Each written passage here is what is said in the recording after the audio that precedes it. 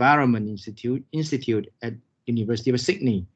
And he's also the professor in University of Oslo. So his research is quite interdisciplinary, especially with environmental humanities. And also he works on the environmental philosophy, cultural studies, and science and technology studies. So I think he's quite distinguished in the context of his research, right? His expertise about environmental humanities. So he's the author of Fright, Ways, and Life and Loss at the Age of Extinction and the Week of Cross, and also he has edited several books, including the Extinction Studies, Stories of Time, Death, and Generations, and published by the Columbia University Press. And also, I would like at the same time to introduce Professor Lin. Professor Lin is currently the Taipei Medical University, and also he's the head of the Medical Humanities Research Institute, and also head of the research centers for the humanities, innovation, and social practice. Well, I guess I've translated the names of the institution correctly.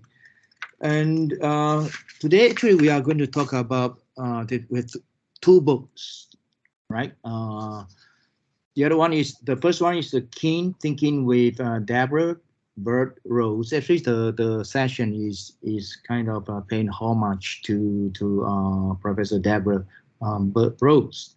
So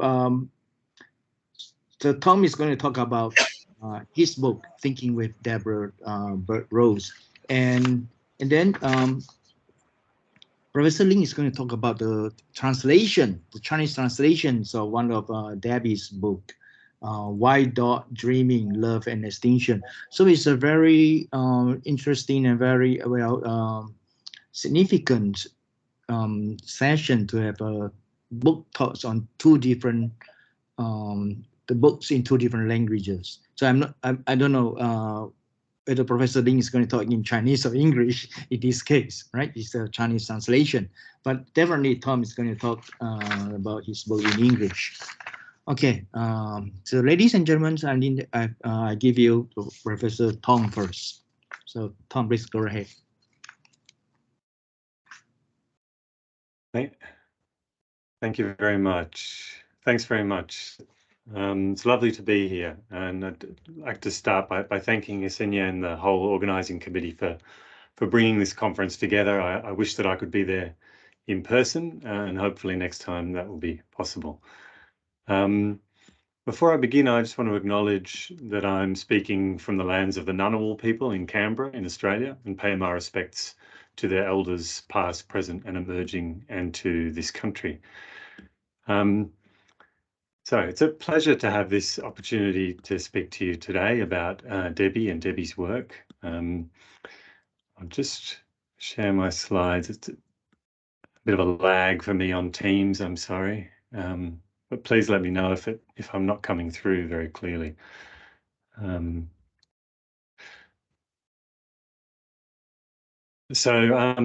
was lucky to have the opportunity to work closely with Debbie for over a decade.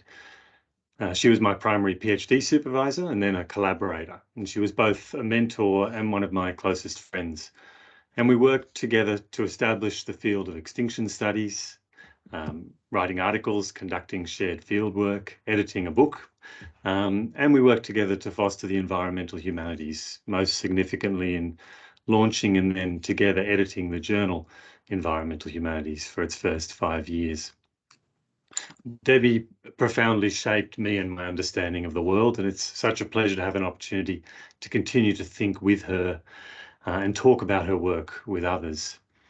So I've been asked to speak specifically about our new book, Kin, Thinking with Deborah Bird Rose, a book that I co-edited with Matthew Trelew and was published by Duke University Press only a few months ago. The remarks I'd like to share with you are drawn from the introduction to that book primarily. So what I'm about to say is, for the most part, co-authored with my colleague, Matthew Trelew.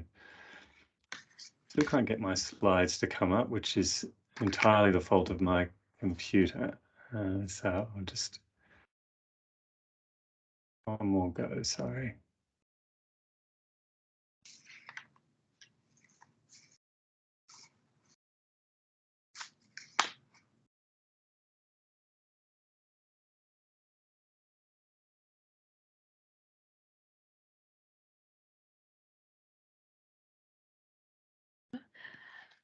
Hello, can you find the upward button to share your site? Yeah, I have the button. I'm sorry. It's just my computer really doesn't like Teams. So it's just doing a spinning wheel instead of opening anything. So I might just have to skip the slides. I'm sorry. There were some nice pictures there, but pictures of Debbie, but I'll see if I can get them to work as we, oh, here, they might be working.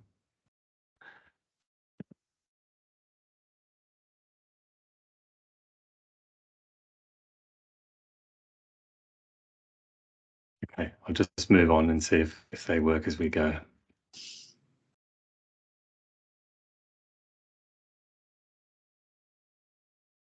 Okay, so the life and work of Deborah Bird Rose were grounded in and animated by a world of kin.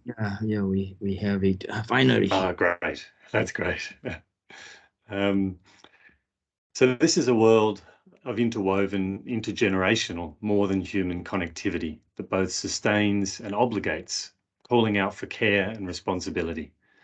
Kinship is reciprocal, situated, tying human beings to other kinds of animals and plants, vulnerable and creative bodies all, and to the wider seasons and patterns of Earth and the cosmos. While such an understanding of the world as kin always carries great significance, the particular challenge of Debbie's work, the question that she returned to relentlessly, is how do we keep faith with such a world in the midst of ongoing processes of colonization and extinction, of ecocide and genocide? So our edited book takes this expansive and generative notion of kin as its title and its watchword.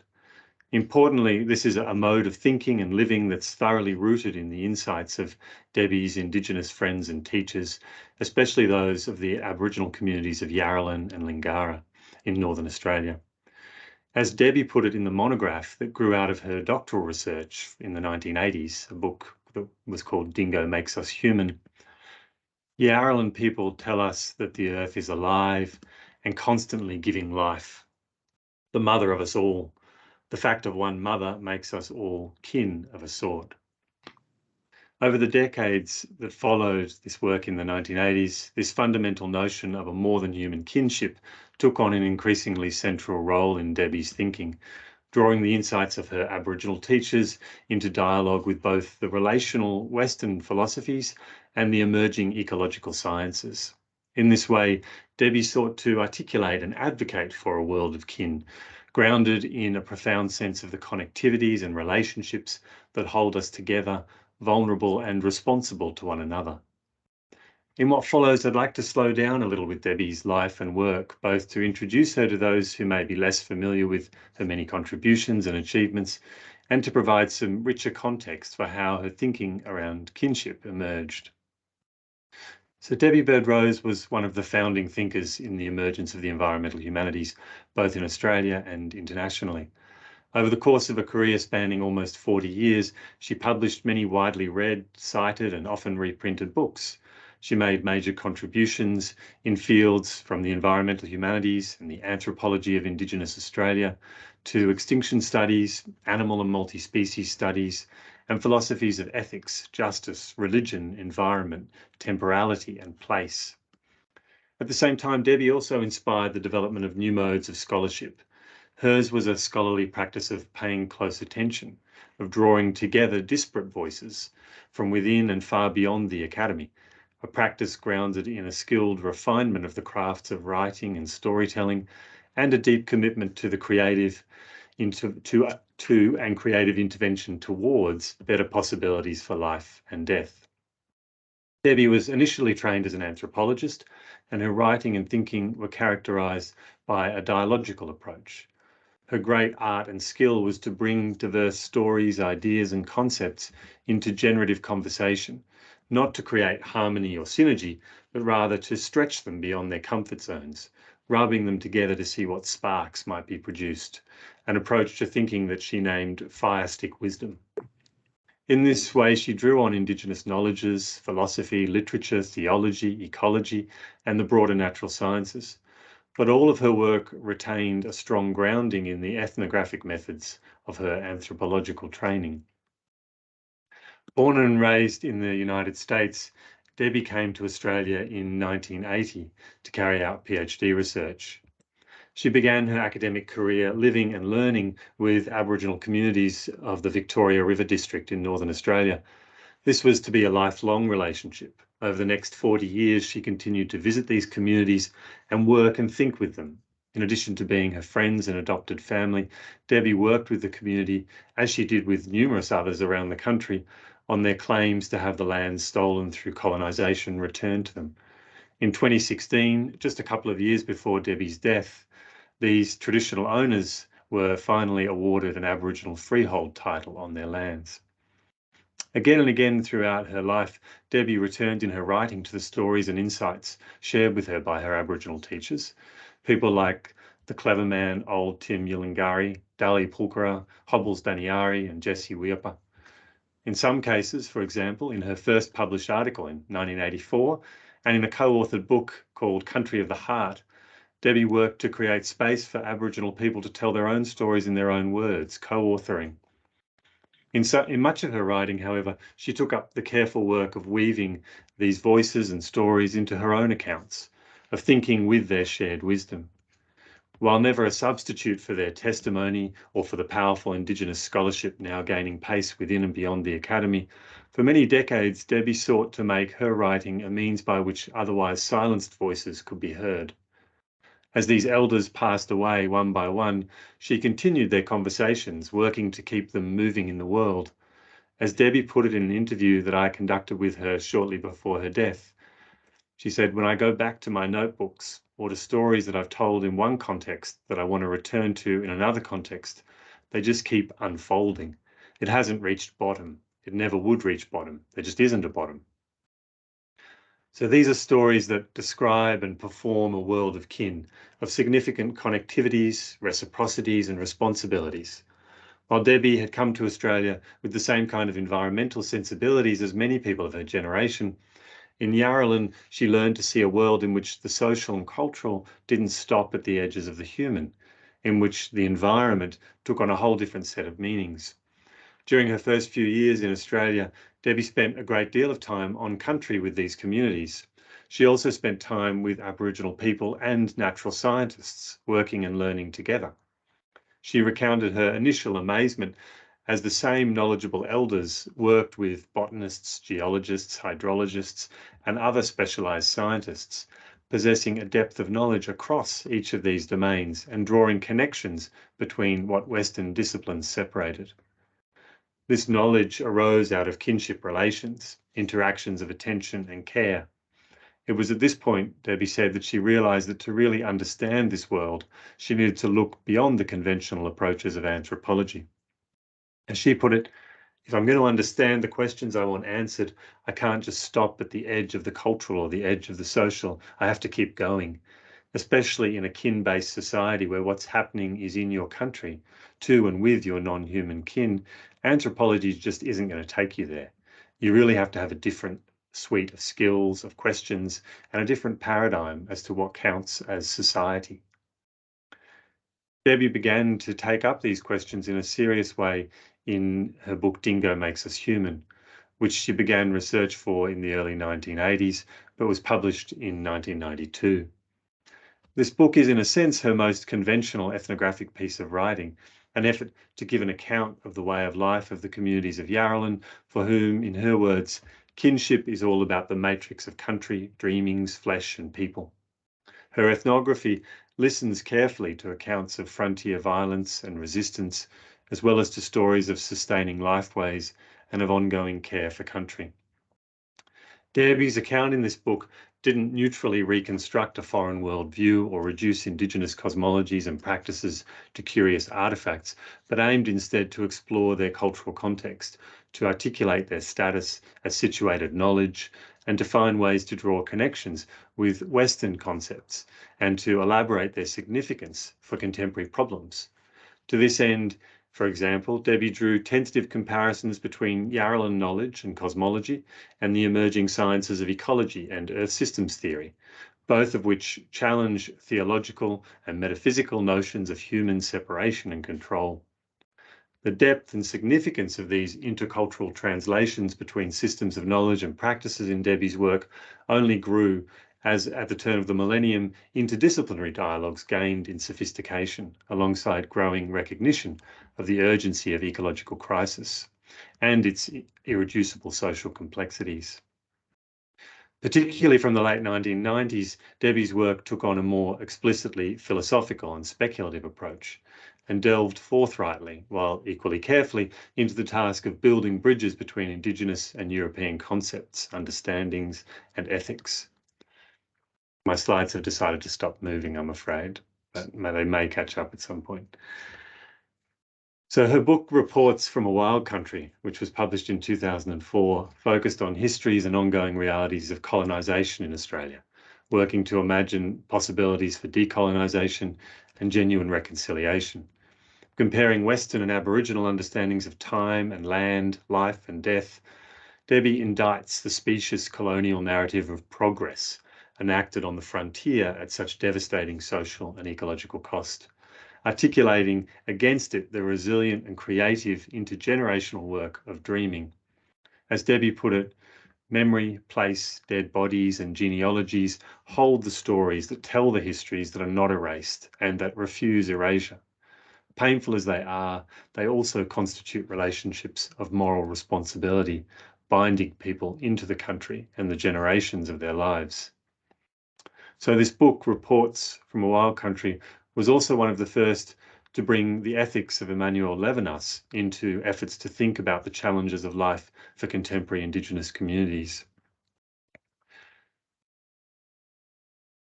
As Debbie later reflected on the ethical challenges of her ethnographic work, she said, "It was talking to those dingo dreaming guys, talking with old Tim, that I realised he's been through slaughter and he's a survivor of genocide.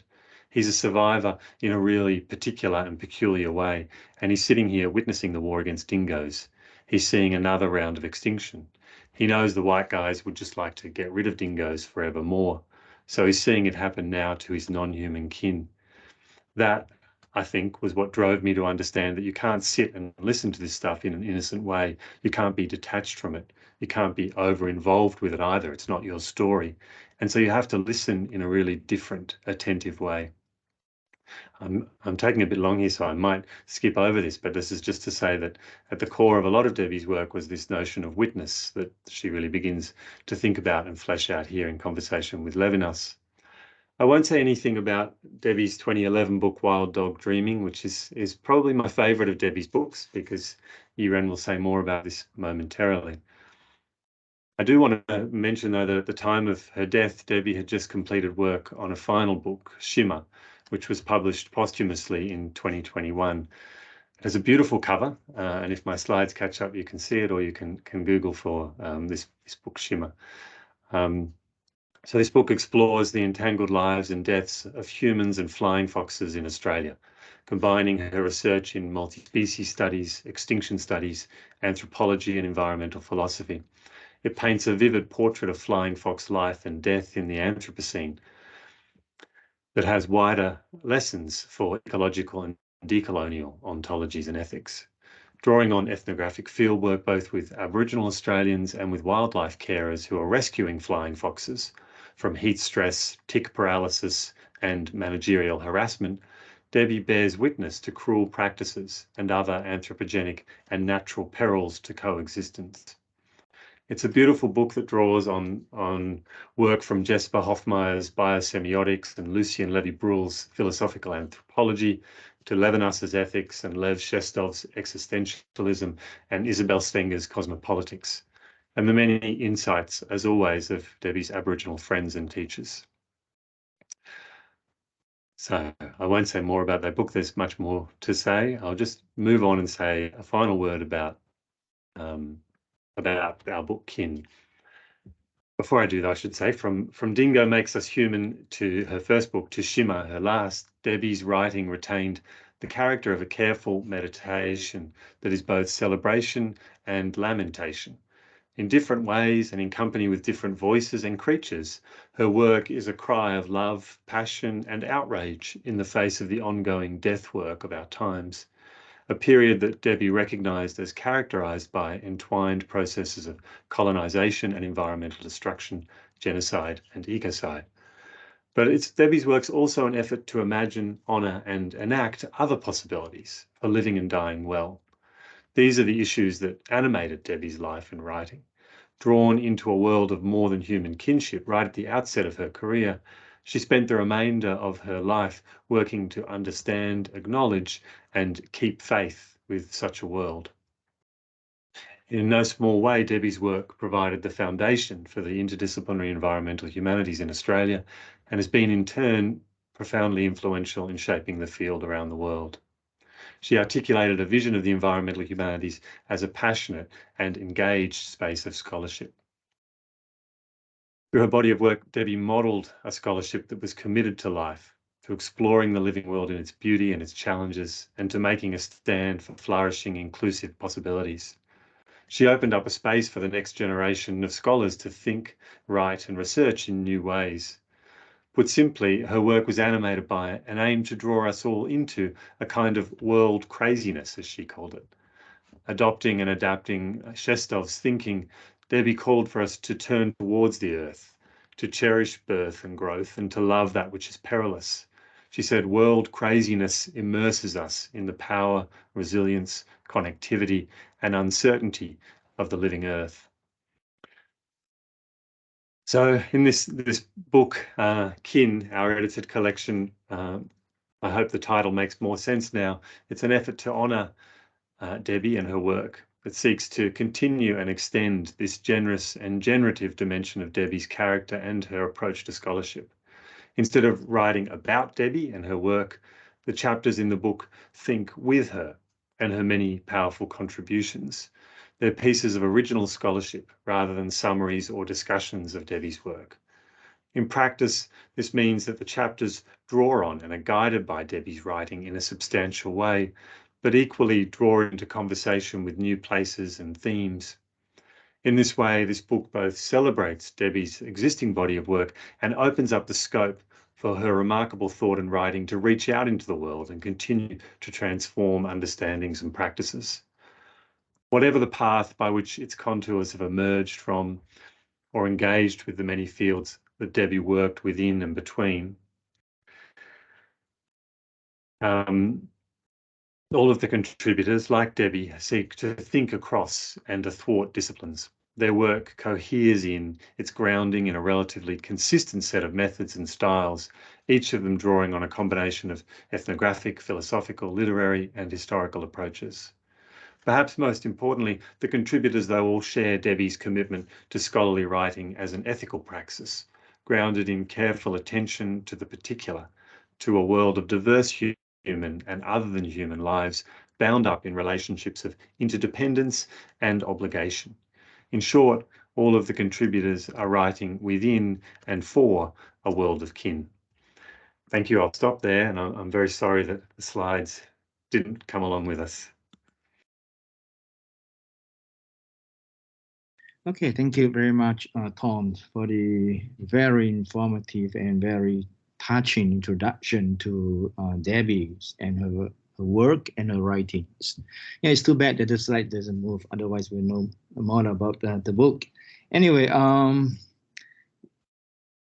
yeah, I liked the title a lot, Kin, right? And also the idea of thinking along with Debbie instead of just introducing her. Okay, so should we move on to Professor Lin? And then we'll come back if we have time to talk more about the book. Okay, thank you, Professor Zhang. And hello, everybody. And well, I'll ask the technician to show my PowerPoint. I hope right. Okay, it works. It, yeah, but I have to gain the control. Okay. Can you see the slide? Sure. Yeah. Okay. Yes. Yeah. Many thanks to the conference organizer that I have the opportunity to share some of my wonderful memory and learning with Professor Deborah Rose, particularly at this special event. Also, it's also a great and happy thing to meet up with Thom online. Yeah, we have been for a long time. We didn't see each other, and I believe that we both learn a lot from Debbie's. So today my sharing will be much related to the memory of I learn with her and some of the events. Yeah. And my job today is to introduce Professor Debbie Rose's book, Wild Dog Dreaming. It was my promise to her for introducing her thought to Taiwan through translating her book into Chinese. Unfortunately, the translation cannot be done before she passed away. Um, it's a pity, but I believe that the translation and the book until now is still producing power to influence many others people in Taiwan or the people who can read Chinese. In this book, I found my graduate student, a well-trained literature major student, Huang Yilin, to translate the book. She was also very familiar with Debbie and had ever participated her lectures in Taiwan and attended the study group of the book. So she is quite qualified for translating the book. And I am also very thankful for the Undertable Press publisher to facilitate the publication.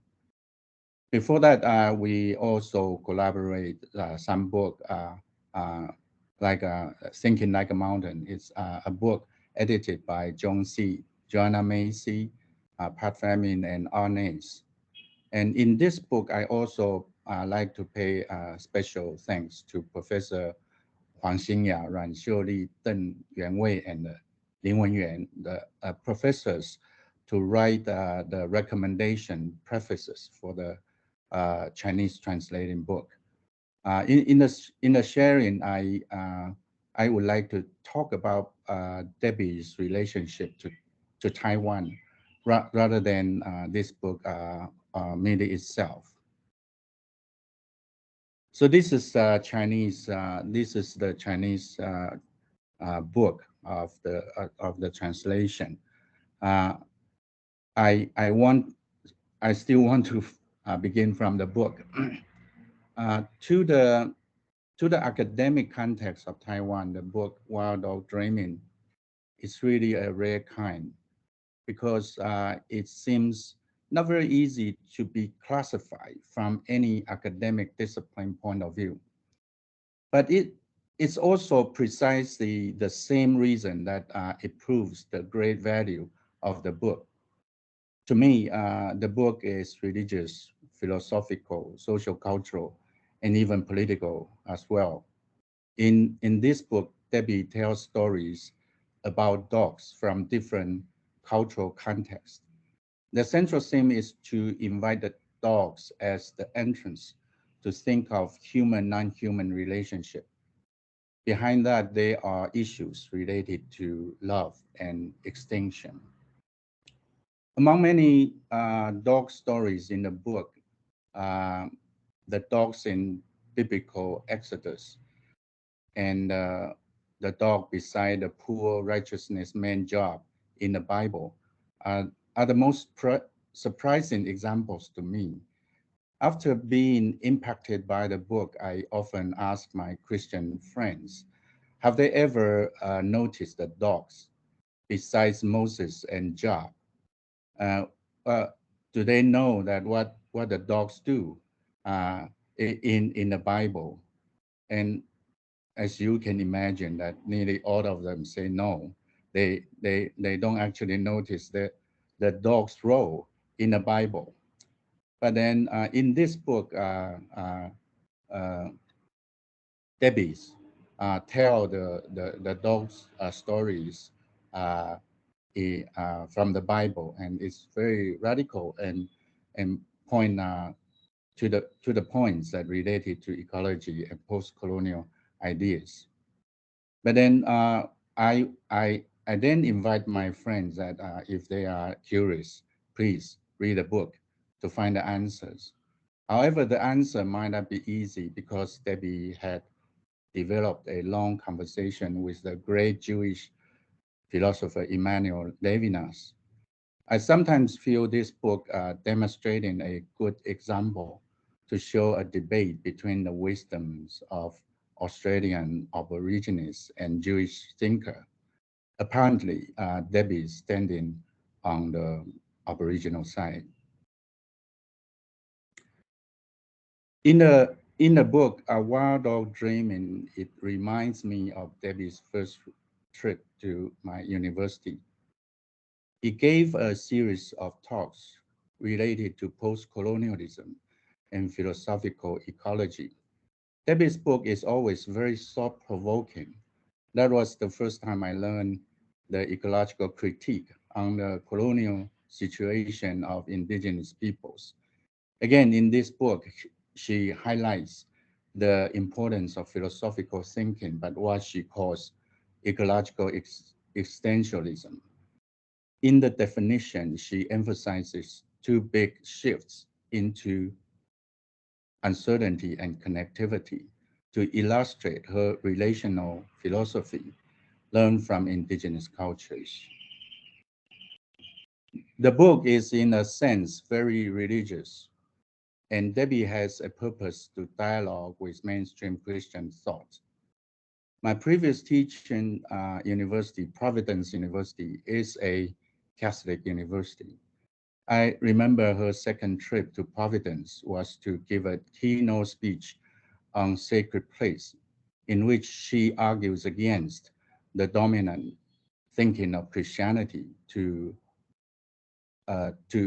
confine sacredness in certain places. In the book, she has also several chapters based on critical reading of biblical texts.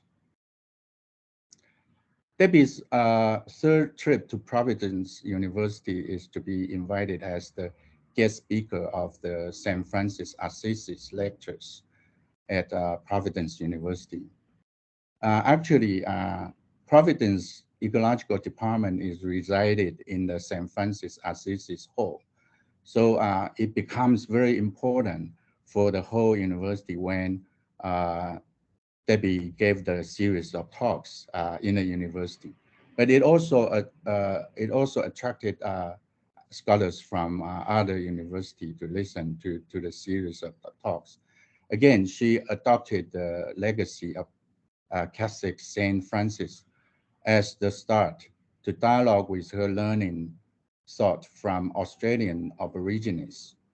When I read more about the book, I realize she is very persistently carrying out the dialogue between Aboriginal thought and Christian thinking. It attracts me much. One of the reasons is that I am actually brought up in a Christian family. My father is a pastor, and then more importantly, that in indigenous communities in Taiwan, that the Christian believers assume quite a large percentage in Taiwan. So Debbie's reading of the Bible, I have ever tested among my indigenous friends.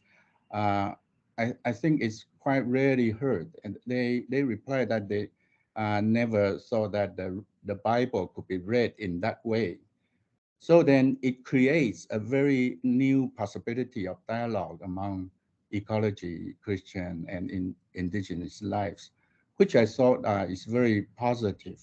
It's still an ongoing dialogue. But however, Debbie's method is radical. I found it, if I use Debbie's interpretations of biblical text to talk about to talk with indigenous pastors, we quite often end up with lots of conversation, which I think are very interesting and very productively. From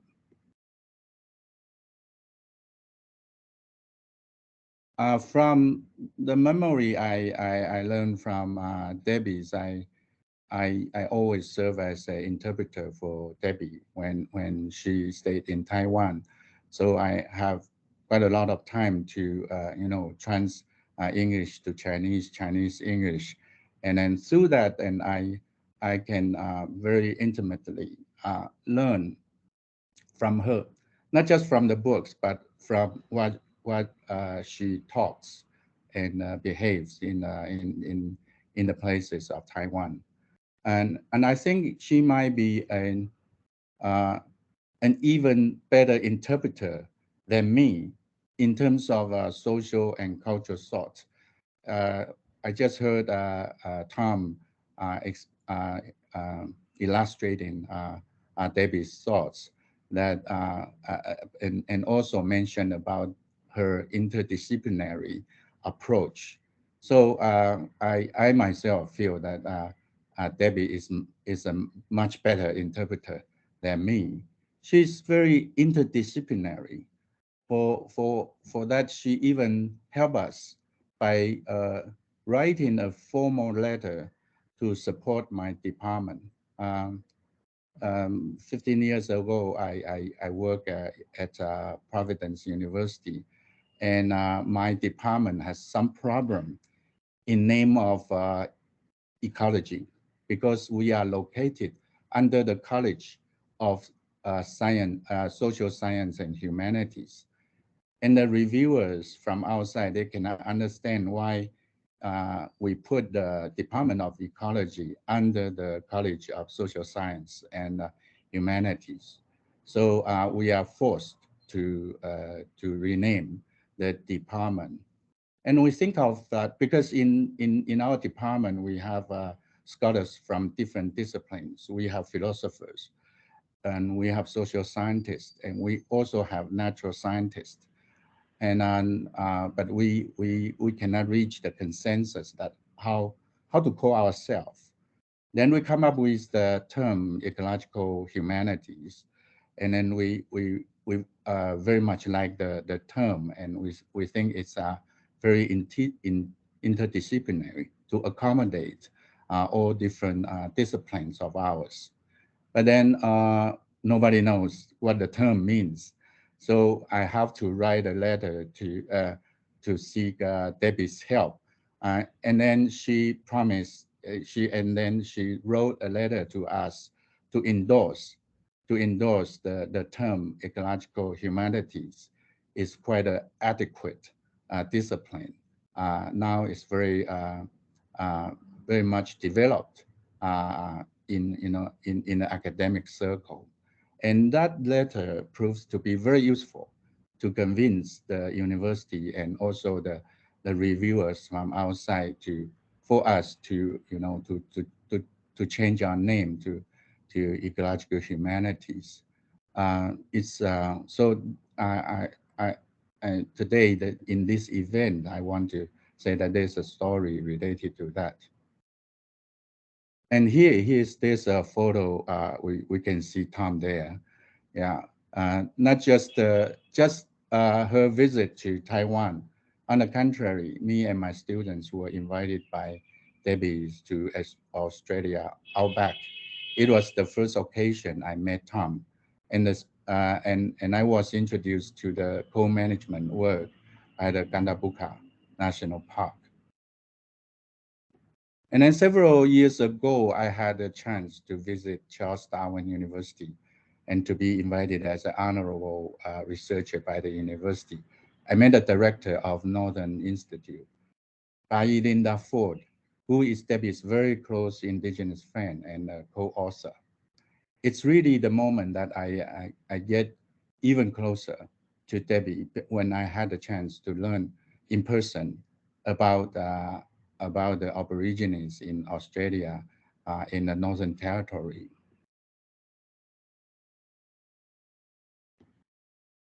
And 3 years ago, I received an email from Debbie's daughter, Chantel.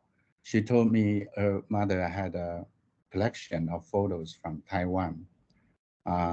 These are the photos taken by a foreign missionary, but however, transferred to other people and finally sent to Debbie's.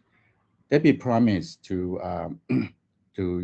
to find some of the libraries in Taiwan to collect the photos, but she didn't do that. And so when Chantel is doing collecting all these things, she find out that there's a package of photos from Taiwan. Then she sent me the photos and told me that the final final owner who sent photos to Debbie wished to send these to some document library in Taiwan if possible. So then Chantel asked me to help. And I don't know how to do it because I myself, I don't know who the photos belongs to and then who are they and then where they are. So I just simply put reprint the photos and paste it on the Facebook and ask for help. But very magically, immediately, and when I paste the photos on the Facebook, and some of the friends, they very quickly told me that they are very enthusiastic, and then tell me that, oh yeah, these are the people from Diane people, and also then the places are in northern Taiwan, in Taoyuan County, in Fuxin District, and so that is so surprising and very yeah, something that I cannot expect. So I just show you some of the photos Chantel sent me. The church is located in Taoyuan Fuxin district, and the person stands in the middle. Now she's now over 90 years old, but this is a photo taken when he is very young, and he's a pastor. And now a Diane elder who is the most capable of singing the Mahu. The Mahu is the ancient song in Diane tribe, and the Mahu expresses the law, the life, the migration, and the ecology of the people. In some way, it seems to me that the equivalent, the Mahu, the singing the Mahu, the thing is like it's kind of an equivalent thing to dreaming, used by Australian Aborigines, and dreaming is the central theme of this book. Yeah, I don't know whether this is a coincidence or some kind of connectivity, and obviously, it's life. This is a true life in which many relations merge together. Like I just expressed to you, I use several events to connect that how I know Debbie and how Debbie come to Taiwan and I went to Australia. And it seems that there's two places irrelevant and very far from each other. But then because of some kind of connection, the relations be connected. and then it's been reviewed. And then I'm very appreciate that I got the chance today, and at this very special event, I can tell something to reveal the meanings behind that. And I also think that the book to me contain that kind of meaning. So this is also the photo that it shows. I guess it's Sunday school. There's a kind of a Taiwan household. And coming to the conclusion, the final words I like to say is the dreaming. Yeah, one difficult thing for translating the word, well, it's really a challenge, because until now I still wondering that why and how why the Aboriginal, the Australian Aboriginal people, they take the English word dreaming as a term to express their cosmological thinking. Yeah, and then in Taiwan, the many people, when they heard about dream or dreaming, they were kind of thinking that yes, they had a dream, like our conventional understanding of in the English meaning. But if you dig into the culture of Aboriginal Australian Aborigines, and it is not quite the same. It is not quite the same. But when we want to then translate dreaming to Chinese, we find it very difficult that how to translate it. So we keep encountering that kind of difficulty until one day I think, okay, maybe we just try to take its pronunciation, like dreaming in Chinese, that we say 传命 like dreaming. So but and I had several alternatives, like I think of 传民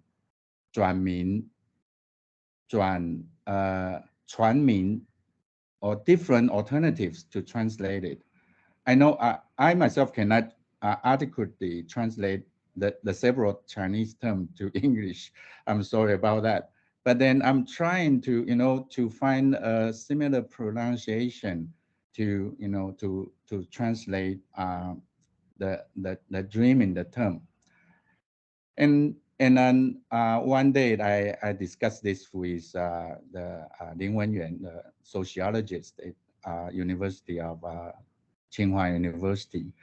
He recommended me that he thinks maybe 传命 could be better, not just to to translate it in terms of pronunciation, but also maybe it has some connotation related to similar meaning of dreaming.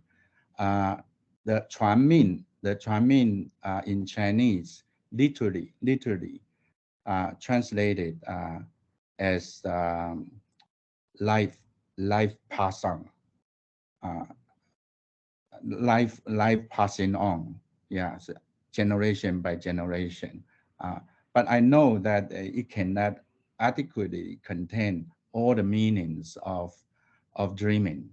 Like the dreaming, the term cannot adequately contain all of the meanings resulted from Australian Aborigines conception about their life. But I think this is our work, yeah, in terms of translation, in terms of this kind of relation building, that we come to this point, and sometimes that we have the chance to reflect upon that what we have done and what we have connect, and I also believe that Debbie's spirit through his through her students, through the books, that the spirit can be passed on and continue to enlighten us. Yeah, my sharing, yeah, I think I just stop here. Thank you very much. Okay, thank you very much, Professor Lin, for the wonderful presentation. Well, it's not in-person meeting, so we cannot give them a big hand. But anyway, yeah. But I would like to say something about the translation of Chuan Min. The first time I came across the title, I'm thinking about dreaming in Chinese, and then yeah. Now I think after Professor Lin's explanation, I think it's a very wonderful translation of getting the sense of dreaming in the Chinese translation. And then it has the connotations of also Debbie's book and also Thom's book, like, Dingo makes us, right? Makes human. And also king, right? Thom's title, king. So it has the sense of Chuan Min in Chinese. So I think it's a very suitable title eventually with the also the sounds of the word Chuan Min very close to dreaming at the same time. So it's a very, very good translation for me. Okay, now we have about 7 or 8 minutes. So any one of you want to share your opinions or feedback to the two presenters? You're welcome to raise your hand, and or you can type in the chatting room. So anyone?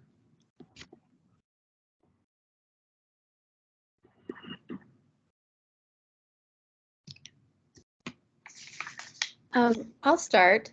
Okay. I just want to thank Thom and Yih-ren for doing such a good job of giving us a really fulsome sense of what Debbie accomplished here, in the environmental humanities, but just, on the earth. I found myself just really missing her, and the photos that you both provided of her were just, I just still feel her presence. And I just want to thank you for both of your talks and for really somehow being able to convey a sense of what she gave to us, which was a huge gift. Just her life and her work were such a huge gift. So that's not really a question. It's really a comment, but I just was really impressed with both of the talks for being able to do that. Thank you. Thank you, Johnny. Thanks, Johnny. Yeah, actually, I have one. It's not a question again. So since Professor Ling mentioned about the connections between Australia and Taiwan, the two places, and the bridge of Debbie in bridging the two places. So Thom's work is sort of paying homage to Debbie's, right? So what about the Chinese in Taiwan? So do you think that it's possible that we have collections in memories of Debbie's, and so that the readers in Taiwan know more about Debbie's work? Is it possible? Yeah, I think I'm very happy. If there's any chances, that I'm very happy to continue to do that. And I believe it's not just me, because Debbie has so many friends in Taiwan. That's right. Yeah, so if you go to Donghua University, then the College of Indigenous Peoples, there are also quite a few colleagues who knows her very much. So yeah, so if there's any possibility, I think we should do that kind of collection, and then we can based on Debbie's work and continue to develop kind of interchange. Yeah. Or And translation of A translation, yeah. King, right? Tong's book in China. Yes, yeah. So is the book Yih-ren Chuanming the first Chinese translations of Debbie's work? I mean the translation Yih-ren Chuanming is the first book in Taiwan of Yes, Debbie. the first book, yeah. Okay. Yeah. So why this book instead of the other one? Other Debbie's work? Well, no, why? Because that's well, when I promised her, that's the newest book of hers. Yeah, and then we in the Providence University, because we are welcoming her for the St. Francis Assisi's lectures. So then our colleagues will say that, oh yeah, we should choose one of her books to study. Yeah. So then that the newest book, Wild Dog Dreaming, become the target. So we get together to read a book, and we get very much interested in that. So that's how it becomes the first book. Yeah, but maybe Thom want to say more, because Thom just said that this is your favorite book of Debbie's. Yeah. So yeah. Yeah, and I think it was a very, as you pointed out here, and it was a very good choice for the particular audience that she was often engaging with in Taiwan, and for the St. Francis Assisi lectures, because it is there are such important religious and biblical, especially, themes throughout that book, much more than any of her other writing. So I think it was a very good choice. But I don't. That's not why it's my favorite book. In fact, that's why I have to sort of overlook those parts of the book for me. Then I love the way Debbie thinks with all sorts of different sources and pulls them in, and she does that really wonderfully with the Book of Job, as you mentioned, and Exodus, and the Book of Solomon in that book, Wild Dog Dreaming. But I think it's her engagements with some of the other bodies of work that I find particularly productive in that book, and that's especially her engagement with the scholars of the Holocaust and the Shoah, and so Levinas, but Emil Fackenheim and Lev Shestov, and these are scholars who Debbie thinks about ethics and witness and and pulls them into thinking about animals and the environment, which was not what they were originally thinking about, but pulls their thinking in that new way. That's what I particularly love about the book. But I think there's so much going on in it. There's many different things to appreciate about it. Yeah. Well, I'm going to follow. Can I? Okay, sure. Go ahead. Okay, thank you so much for sharing this wonderful memories of yours. I really admire and appreciate that kind of intimacy that you have with Debbie. I have two questions. First of all, what do you think Debbie's thought, scholarship, and that intimate relationship and even memories with Debbie impact your life and scholarship? What kind of conceptual framework that you have, specifically that you really think that it's based on this intimate connection with Debbie, or what kind of value in terms of spiritual illumination, higher metaphysical kind of thing beyond your scholarship in terms of your life? I really am for the idea that we get together and do a collaborative work to translate Thom's edited volume of King into Chinese, so that it become the second volume that we have and we will treasure in Taiwan, and to build up, continuing to build up this relationship with Debbie, of course, through Thom. Okay, thank you. Yeah. Yeah, go ahead, Thom. That's such a big question, Senya. I don't think I can answer it, and if I could, it would be a book. But I think the translation is a lovely idea, I should say, and thank you. And also, of course, Debbie's new book Shimmer on the flying foxes is out now too in English, but is another lovely book. I can't answer the first question, I think, because it's just there's too many layers to it, and having started thinking with Debbie as a PhD student, and then continuing for a decade or so afterwards, I think the whole way I do scholarship has been influenced by her, and I discover new layers of that all the time. When I had to write something once about this question of what I took from Debbie.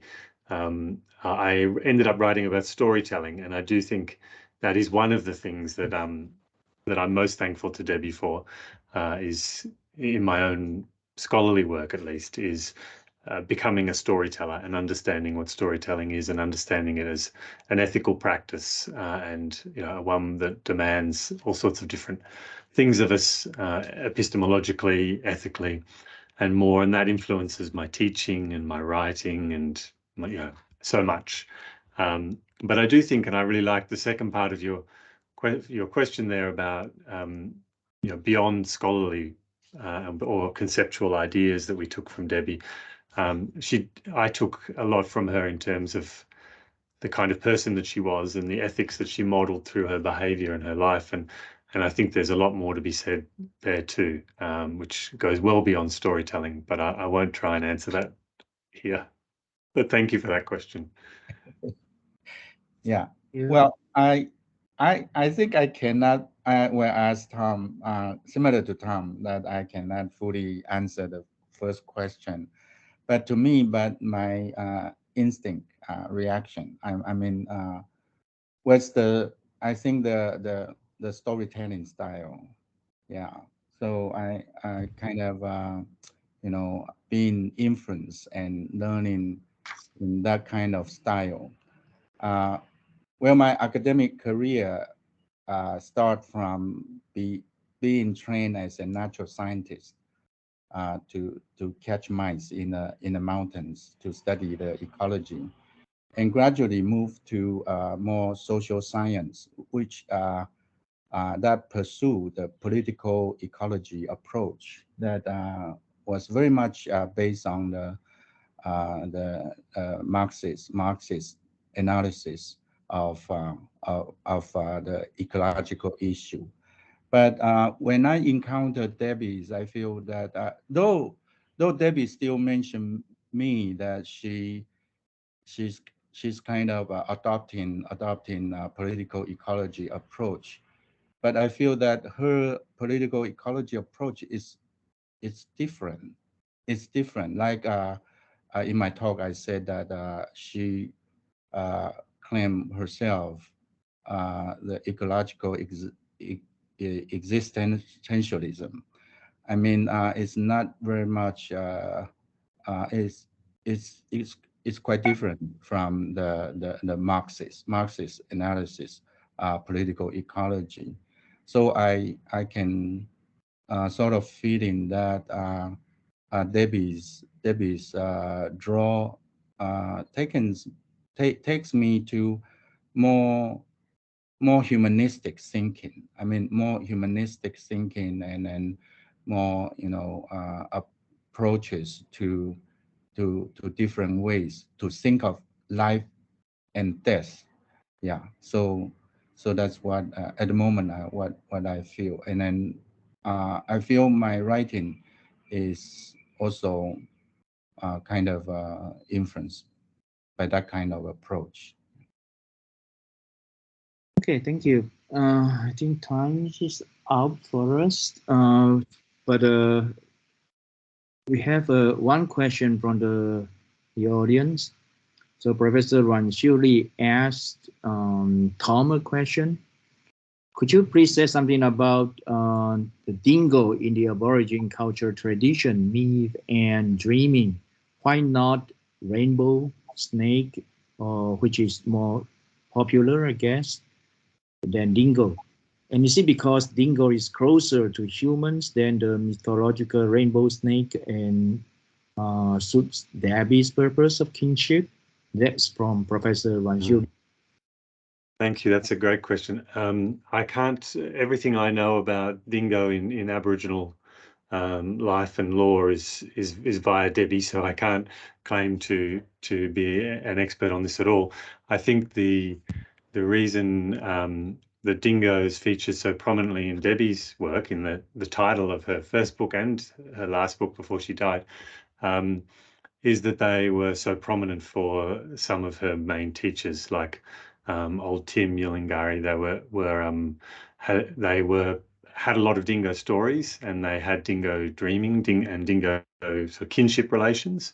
So they had, because dingo was kin for them. I mean, the whole world is a world of kin, as I was talking about earlier, but in Aboriginal Australia, there are kinship, more direct kinship relationships with particular animals and plants. And so a lot of Debbie's early teachers were dingo men, and they, I think, I guess, it drew her into dingo stories and into thinking with dingoes. She also loved dogs and loved dingoes, and I suspect that made it helpful, made it easier. But then her last book, after she died, the Flying Fox book, she talks a bit in that book about how some of her other teachers were flying fox people, I think mostly flying fox women, and Debbie was adopted into that family. So flying fox were Debbie's kin. And so I think that's definitely part of the reason she wrote that book about flying fox. So I think it was, her kin relationships that sort of steered that. Okay, thank you, Tom, for the answer. And thanks you guys for coming for this book talk and for the two very wonderful presentations. And anything else before we close today? Thank you very much, everyone. Thank So, you. if not, hope you guys enjoy the coming days of the conference. Okay. Well, Xinya, anything you want to say?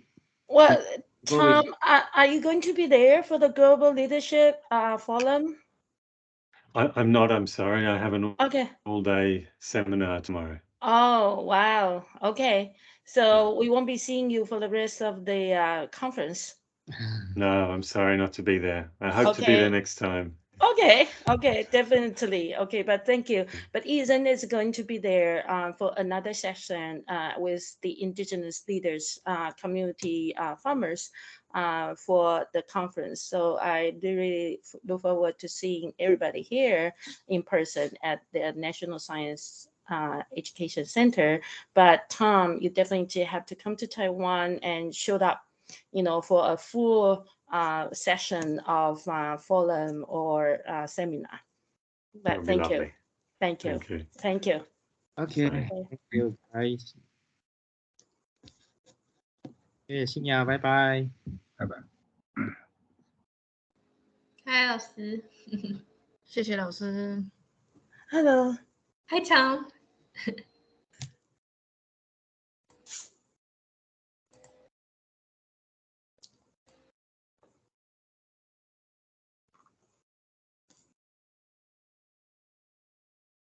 刚刚景中有找我吗？景中没有，没有，应该没有。没有，没有。OK，好，那就这样了，下线了， Thank 拜 you, 拜。 everyone. Have a Thank good you, day. thank you. Have a good one. See you tomorrow and Have a over good the one. weekend. Bye bye. Bye bye.